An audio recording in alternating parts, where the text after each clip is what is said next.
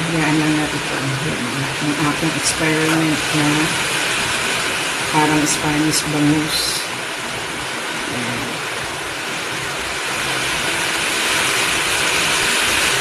Yung recipe sa aking bangus belly. Yan ang aking gagawin.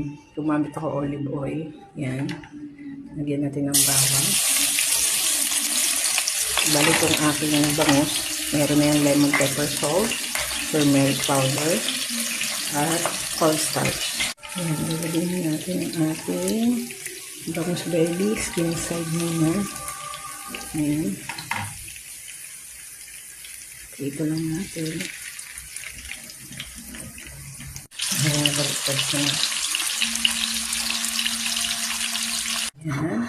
Lagyan na natin itong laurel, pepper, whole black peppercorn, tapos pickle na malaki.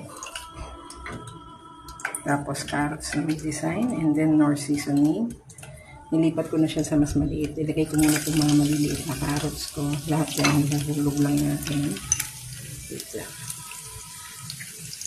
Yan. Hulog lang natin lahat yan. Tapos papaibabaw natin dyan yung pinarito natin pang pinarito pang i-mix lang natin sa ulit.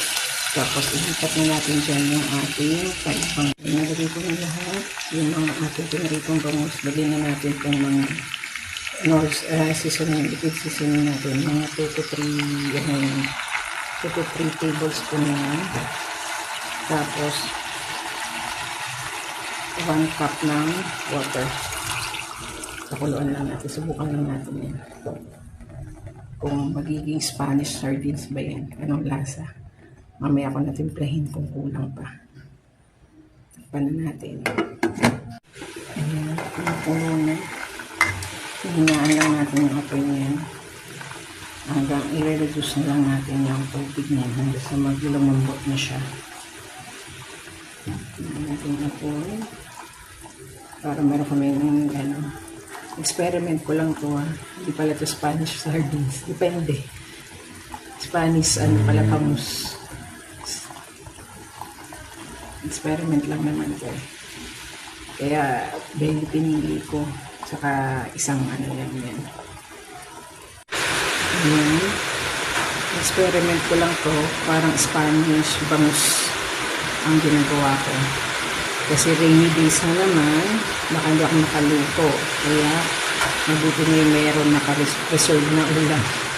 Reserve talaga. Reserve lang na ulam yan.